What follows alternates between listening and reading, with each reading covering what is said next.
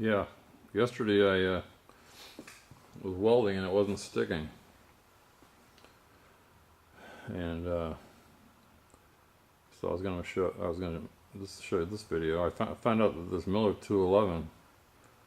Well, I checked the floor gauge of the metal,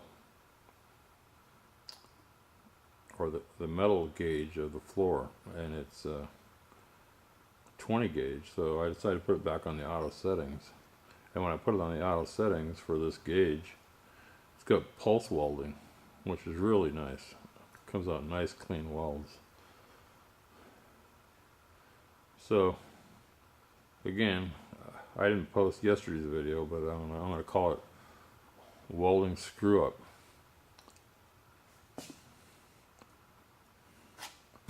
But, you know, I found out three things. I'm standing behind the camera here on the other side of the car. The weld-through primer doesn't work for me. And the rust treatment, you know, I put that on, and that you can't weld through that either. I mean, not consistently. So you got to grind it off. If you get clean metal, at least on this car, like I said, I'm not a professional welder, but I'm learning. It sticks good, but I'm gonna see. You can see if you can see the pulse welding here. It's really awesome. Okay, I'm gonna go over there and put my hood on. I already got all the pieces on the passenger side. I got 3 of them complete. I got 3 more tacked in, and this is the last one. This one's not tacked in yet. So here goes.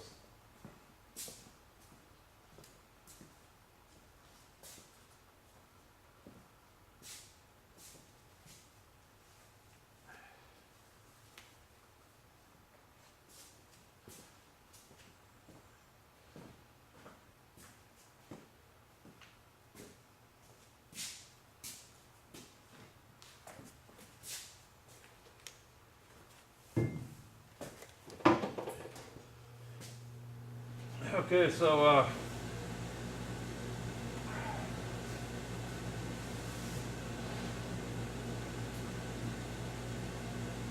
the metal never fits perfect, so you gotta, you know, get it as close as you can, and then pick a spot that's tight against the floor. I don't know if you can see this well. I'm gonna do this one first because it's tight. See if you can hear it pulsing.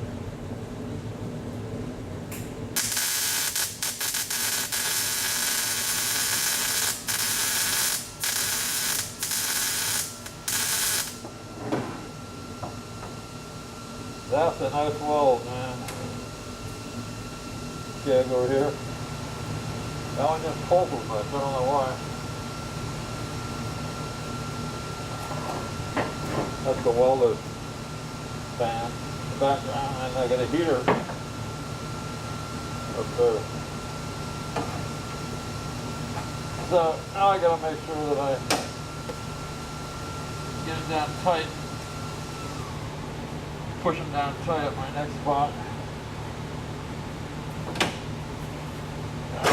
Awkward position, in and outside the car.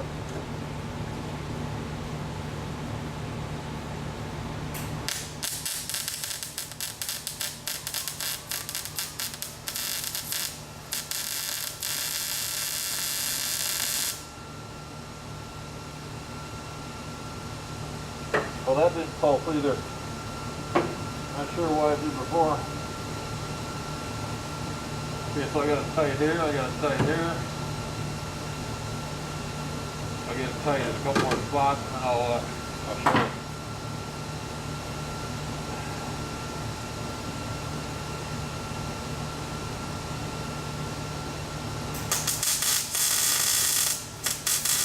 There's pulsing.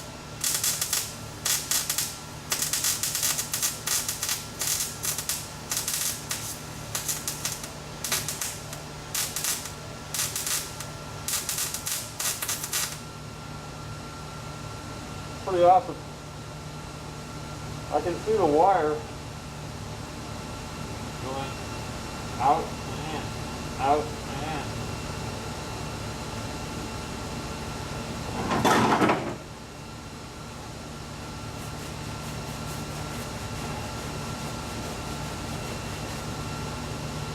But for some reason, I guess because I'm a lousy welder, this is making for really clean welds.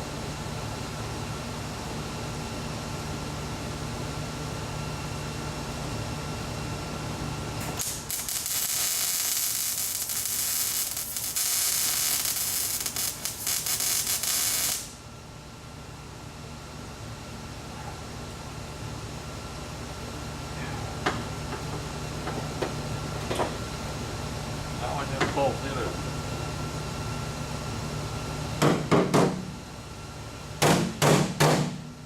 Now I'll go ahead. Well, yeah, I'm gonna bend it down a few more spots.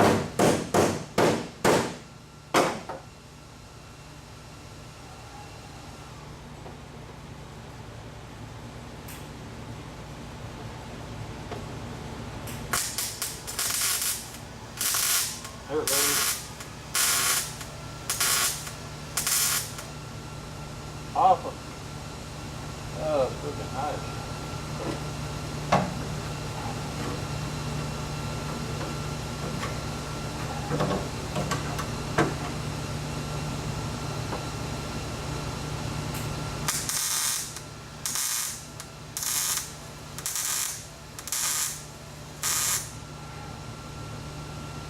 That is so freaking awesome.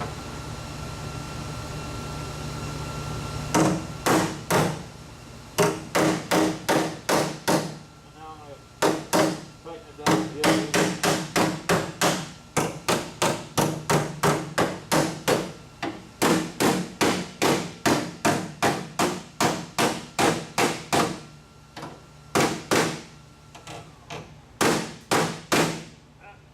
Push this in.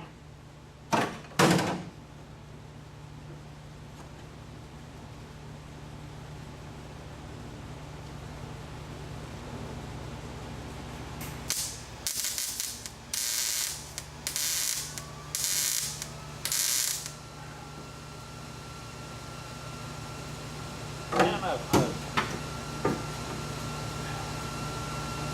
Get that one held. Yep.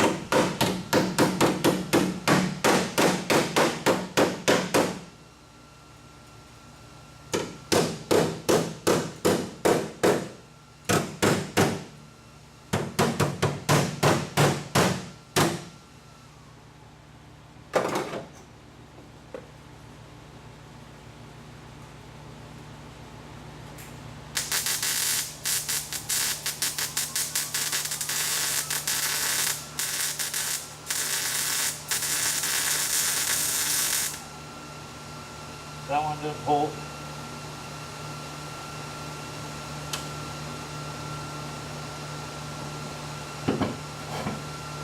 But the weld is coming out so damn nice now.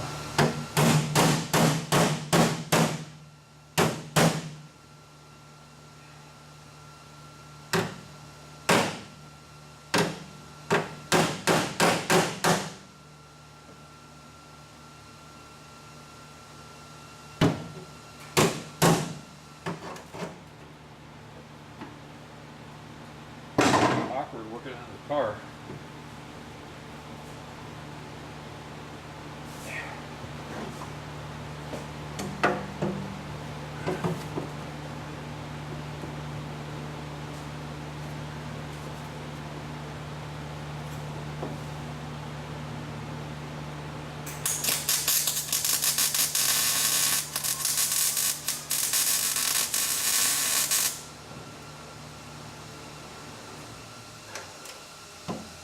Perfect.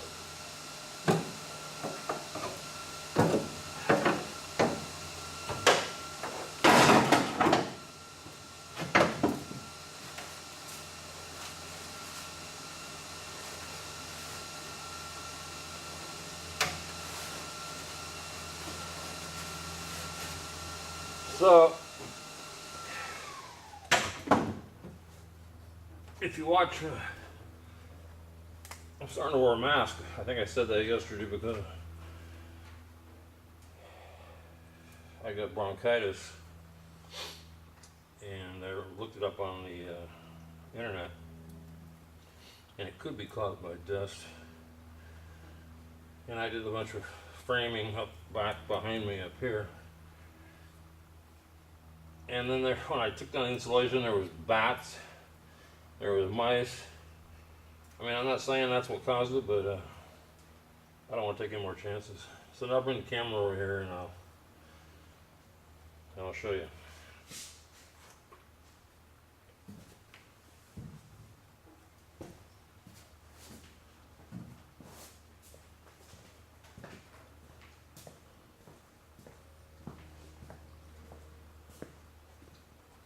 I gotta, it's on a tripod, so I gotta disconnect it. I don't want to turn off the film.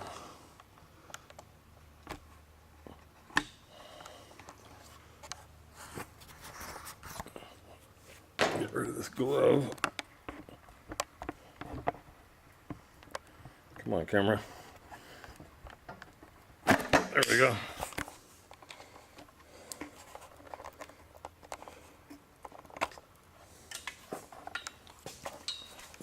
Let me see if I can show you this tripod while I'm here.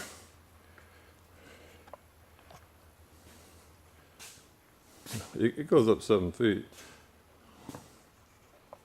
And it's got these, let me see. It's not focusing. It's got this on and off switch. And you can go left, right, up, down. It's nice. I got it used off the internet, brand new. Okay, I'm walking over here.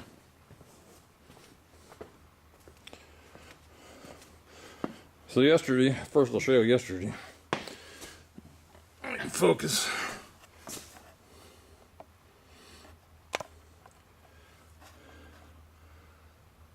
What I did is I did a bunch of punch holes, but then I didn't like the way it looked. So then I went all the way around the edge. Just to clean it up a little bit. I mean, it's not perfect because this is light gauge metal and I'm not a welder. But there it is. So there's 1, 2, 3. And today, I ran out of wire, by the way, yesterday. So here's the, let's just see if I can zoom in on these pulse welds.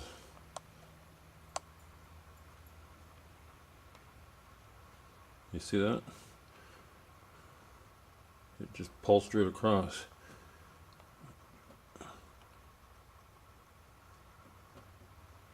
It's freaking nice. You can see the edges. Let's see if I can focus again. I don't know what happened here. Let's see. The ground clamp. You see how it's raised up a little bit? There you gotta push down a little bit. But that's pretty good. And the one that we were filming is right under the back seat. There's a pulse weld. That's nice.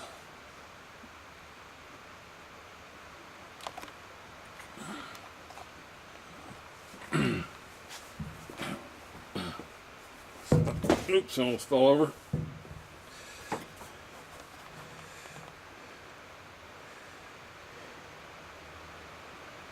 There's another one.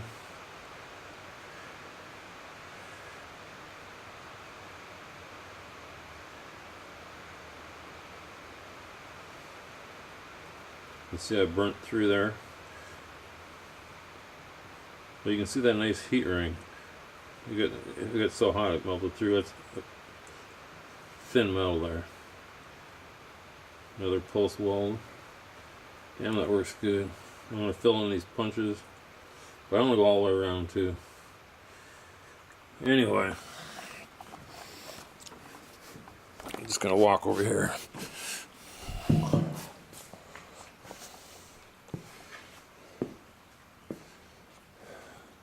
So what I found out is, I'm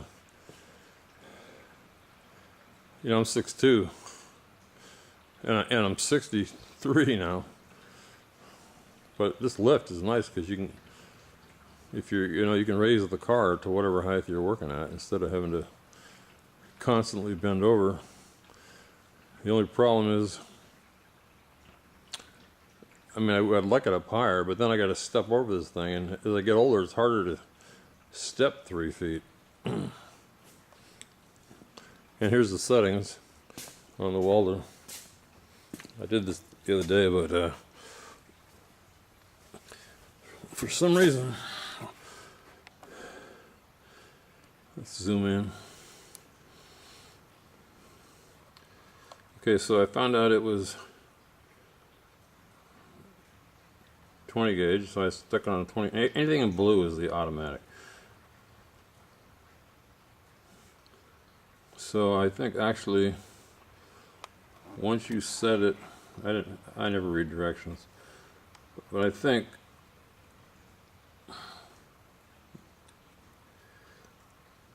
come on, camera, focus.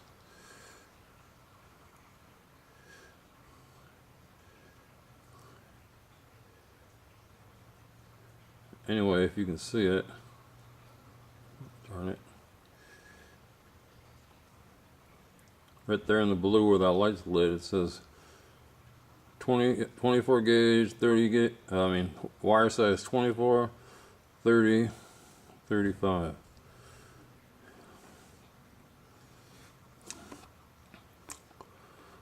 So if you set it on that, you don't have to mess around with this dial, with the wire speed. And if you set it on this, you don't have to mess around with the voltage. And now that I'm looking up here, I have it set on MIG steel. Let's see, there's MIG aluminum, MIG steel, C100, MIG steel, I think it says C25, MIG stainless steel, and flux core. So maybe I should read the directions. Let's see what happens if I switch it off the, sorry. I'll switch it off the dial, and the light goes out. And that says auto set weld wire diameter. Put it back on. That's 24. Now, I don't really understand why.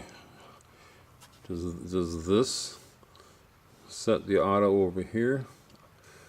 No, it can't. Let's see if this button goes in or out. No. Yeah, I guess I'll have to read the book. Actually, I guess I understand this. 3 is that voltage, 16 is this voltage range, 14 gauge is that voltage range, and so on. But it's nice if you're not an expert and you haven't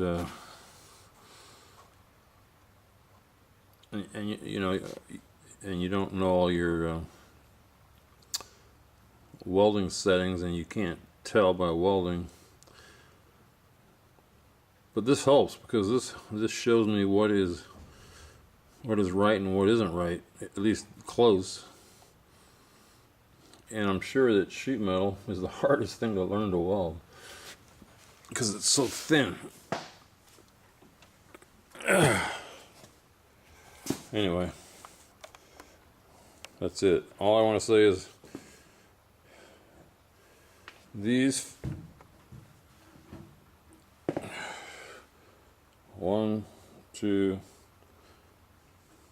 3,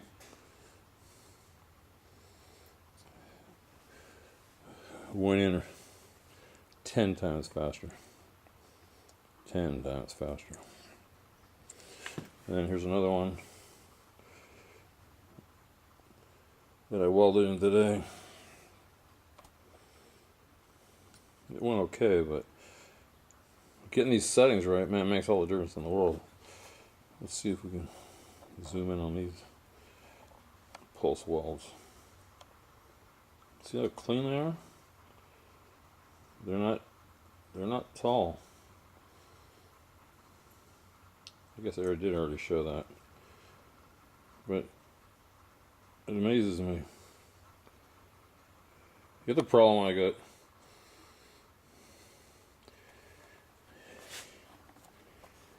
is putting the wire feed in the right spot. You know, when you're welding, maybe it's my age or my eyes, I can't quite see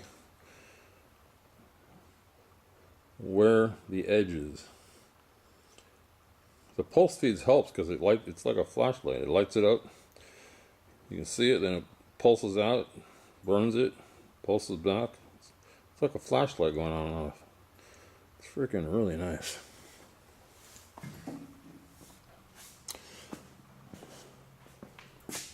So it's 4:30. I went to the dentist today. Had a new crown. So tomorrow I'll go all the way around and sorry about the focus. Finish that side. This side, that passenger side will be done. Here's the one I did with the old welder. It was a bitch.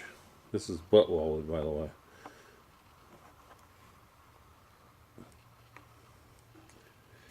It was a bitch because the welder wasn't working. And I got this one left. That one, which is going to encompass all that. And then one there. You notice, going back, I put that rust killer spray paint. It does kill at least the top layer of rust. If you grind it off, you can see rust. But you can't weld through that stuff.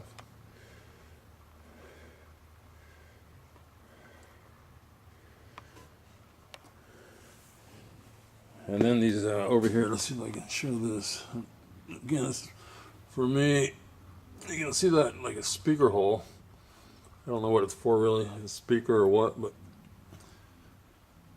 those both sides were plugged up with debris, pine needles and sticks and so on. So I think that's what caused the rot. I think it probably overflowed or seeped through the seams and got in here. How this rotted out, I don't know. I can't figure it out. The windows were open. I mean, you can see there's rust here. It's not, this piece needs to be replaced. I'm not sure what it's called, but underneath here is fine. I'll show you the other side.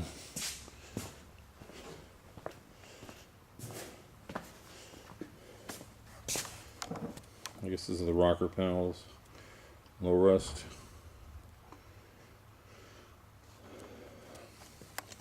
And then I did the trunk with the old welder.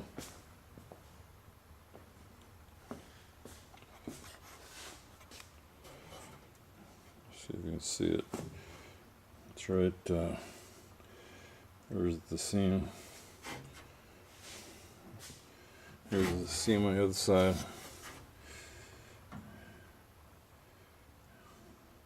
And here I just used the punch and I welded at the punch holes. But I might go back around and just weld all the way around. That's it. Now let's see, what else did I do today? Not today, but here's the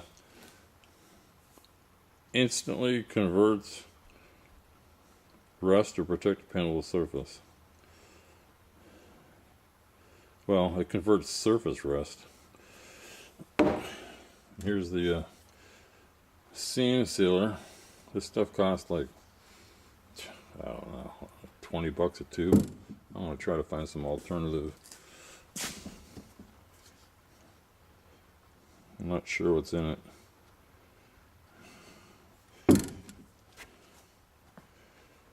And then I bought a new mask because I'm worried about my lungs, a Miller mask. I think this was about 25 bucks. It'll fit under the welding helmet. With extra filters. It's about 16 bucks. But you know, what's your health worth? I mean, I was out for 2 weeks. Miserable.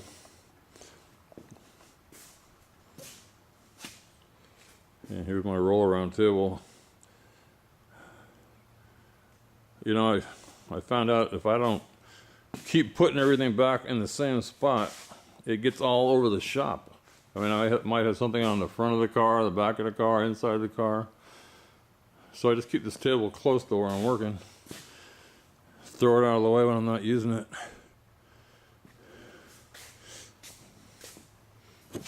Here's this weld through primer.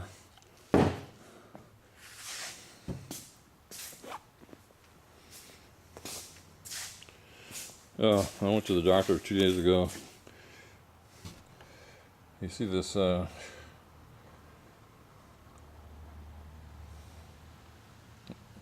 basically says a ganglion rises out of a joint like a balloon on a stalk. It grows out of thick surrounding a joint, such as ligaments, tendons, and inside the balloon is a thick, slippery fluid similar to the fluid that lubricates your joints.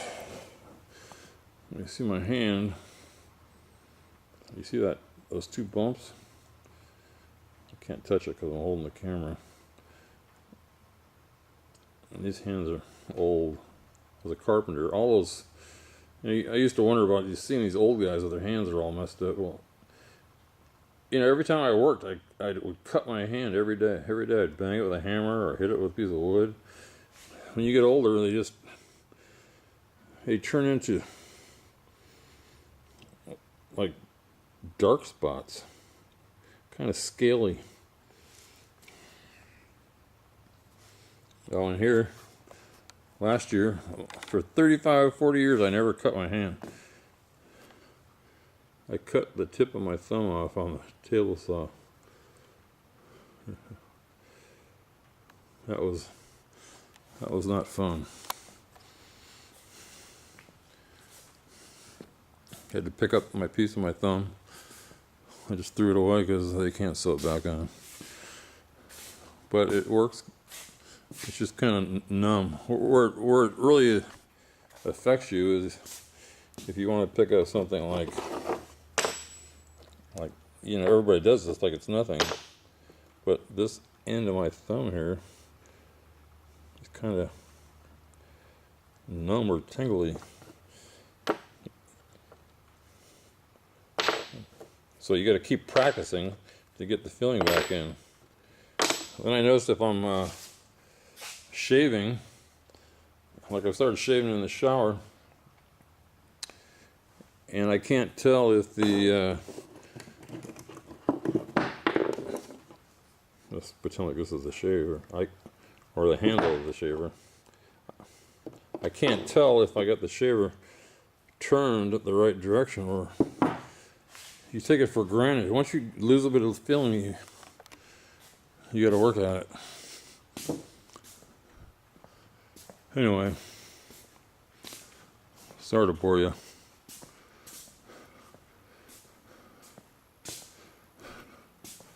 This is for me. A lot of these are repetitious. Let's look at some new gloves because I burned through the other one. Here's the pen. But tomorrow, let's see, where does this go?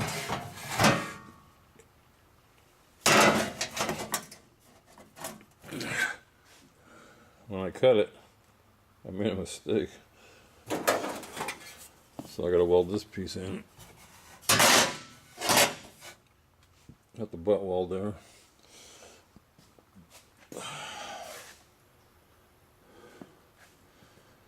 That's it.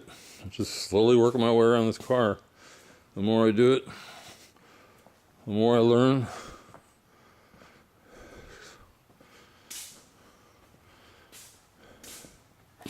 The better I get.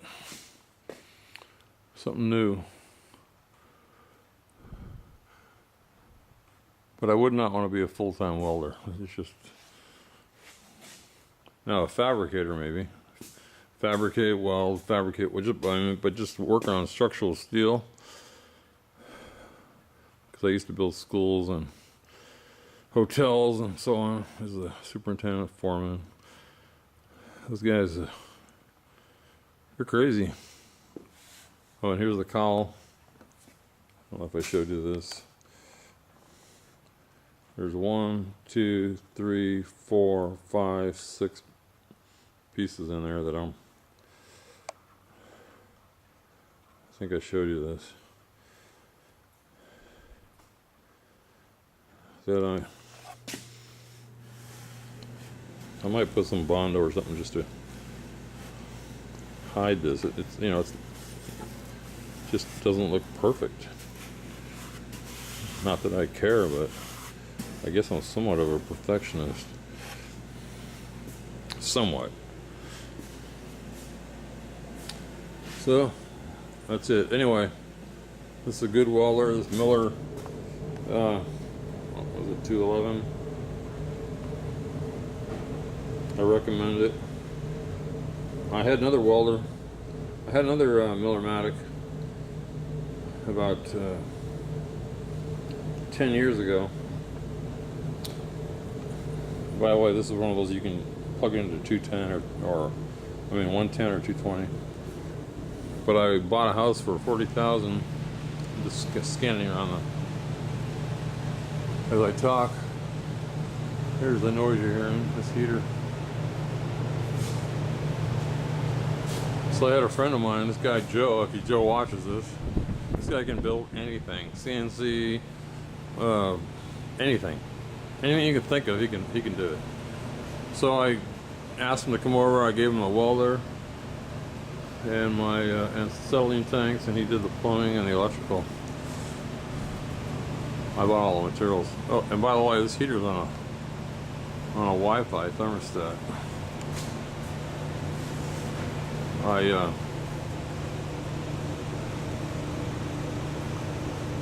put these receivers up here, or extenders on, I forget the, see if you can see it. They won't, there's fiberglass up there. They won't go through the metal, but if I put them up there, it goes all the way to the house. The house is probably 300 feet up the hill.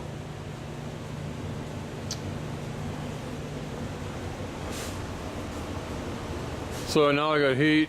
I got added this storage upstairs. There was a room. If you watch some of my first videos, you can see there was a room in here. I tore it out. That's where all the found bats. I found mice up in here.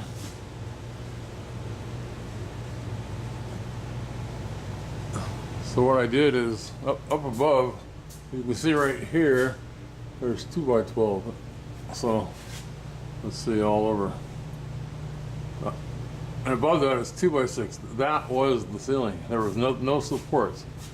Well, 2x6 only spans 6 feet. It doesn't span 12 feet. So these posts were already here. I just nailed 2x12s. Like I said, I used to be in construction. Each nail will hold a certain amount of weight. So this is definitely supported. So I just put a solid piece. Let's go back on the outside. I'm walking around my lawnmower that I had to buy. Sidetrack a little bit. Zero turn mower. This thing is great. I got 5 acres. Probably got to mow 2.5 of them. This makes quick work of it. But anyway, just ran 2x12 all the way down, and then I ran them across the center because two 2x12s won't span. The basic rule is a 2x12 will span 12 feet, a 2x6 will span 6 feet, and so on. So I just broke it up. Put this one in the middle. Put these in between. And that's it. Then I built these stairs.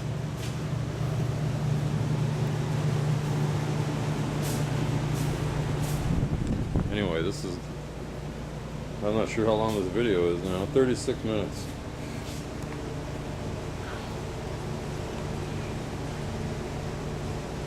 Oh, if you want to know what I look like again, I'm just an old guy here. Let me see. Should I zoom out or zoom in? I don't know.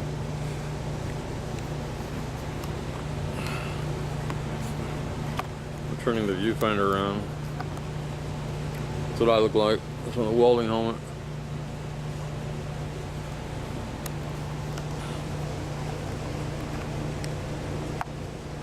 You know, construction's tough work. When I was a kid, I'm just talking away here. I wanted to be a carpenter, but I didn't know how. So I just I decided I'll be I got a job like a laborer. And I decided I'll be the first one to work and the last one to leave, just to show that I wanted to work. And I worked my ass off. And eventually I just found a company, and one guy was a concrete guy, one guy was a framer. I built these, insulated behind this wall. One guy was a concrete expert, one guy was a framing expert. It was great. They put me under their wing, they taught me everything. Then I did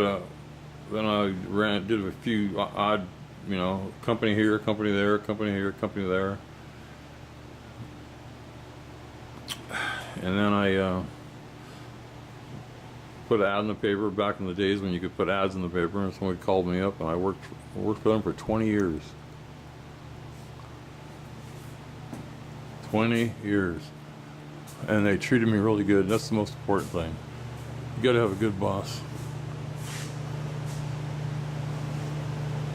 So, that's it. I keep saying that's it, but I keep seeing new stuff. Harbor Freight cutoff wheels, they're so damn cheap, you get like 10 for $5.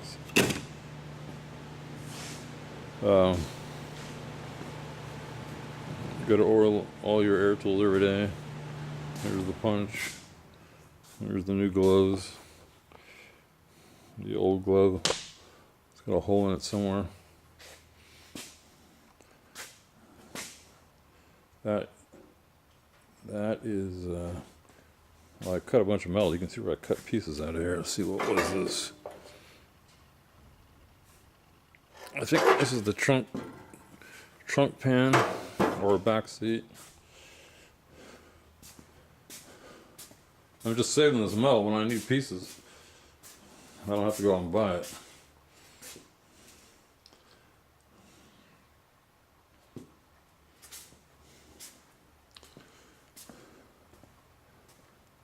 Oh, and the air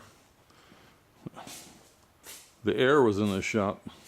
It's PVC, and so far it's held up. When I did some work here, I had to cut it, but I ran it all the way around, and it comes down.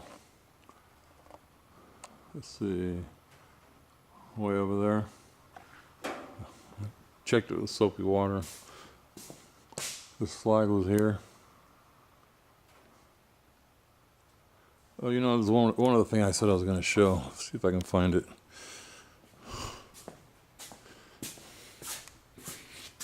Move this metal. The guy that used to own this place.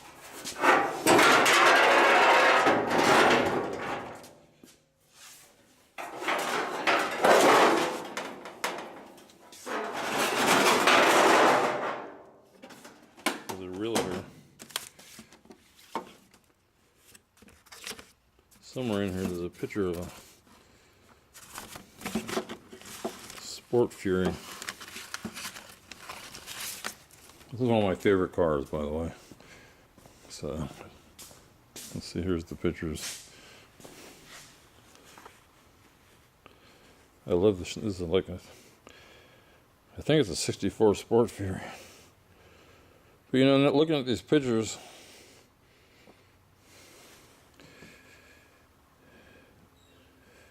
I'm trying to, this is not this house.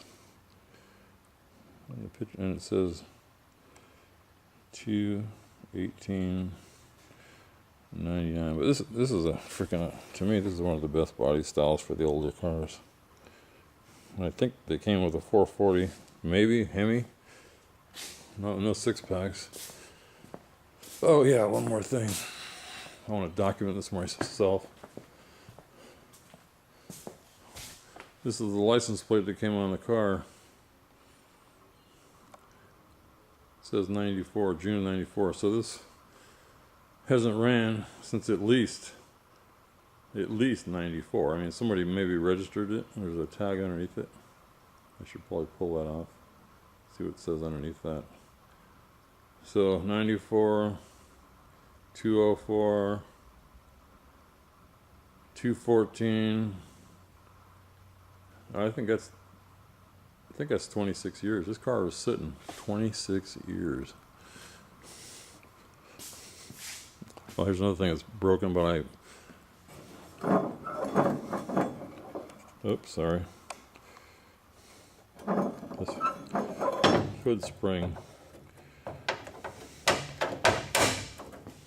But I scrounged one up somewhere else. It's sitting up there. When I get around to it, I'll fix it.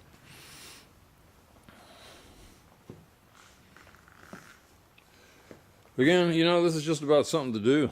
I'm a type of guy that I can't just sit at a desk. I have to do something. I just have to do something. This is a complete new challenge to me. And when it's done, I'll probably just get rid of it. I just want to see if I could do it. Oh, and this lift is, while I'm babbling around, this lift is different. I had another lift at another house, and there was a lever right here to unlock, because when this goes up, it locks. It click, click, click, click, click, and then you have to release it. When I first got here, I'm going, how the heck do you unlock this, you know? There's no release. So I finally found, let's see if we can see it.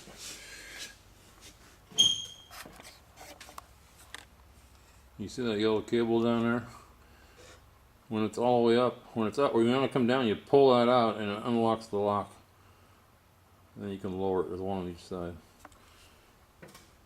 I got used to it now. It works good. You just pull it and it unlocks. My other one never did work right. I'd have to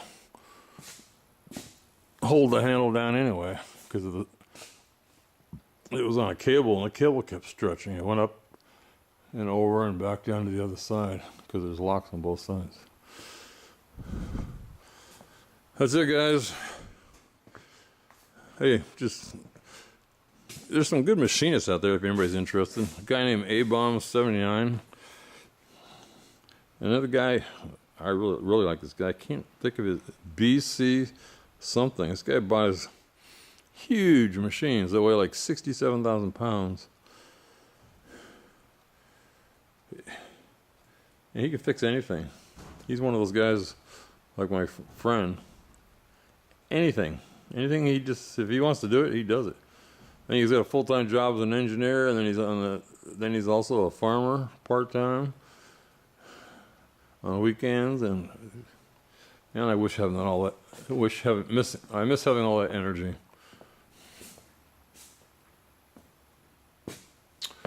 That's it. Sorry to bore you. Oh. I just keep thinking of all the stuff I had to fix in this place. That filter, this is coming from the compressor. There's a little valve down here. So I opened it. It just was full of like white snot.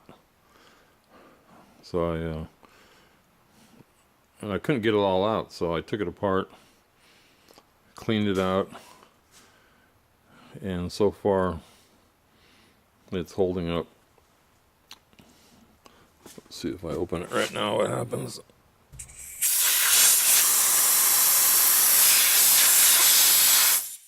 Nothing, no white stuff came out. Oh, there's a little bit, but I mean it came out like if you saw the picture of my engine when I took it apart with the blown head gasket, I think, or the coolant leak, that's how it looked.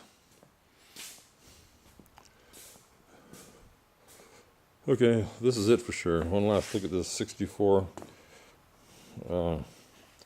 Sport Fury. I don't remember this front end. That doesn't look right. But I guess it is. Yeah, I'd love to get one. I'd like to do one of these cars. It's short, wide. It's got a big engine bay. Mopar. I'm really a Mopar guy. That's it for sure. Goodbye.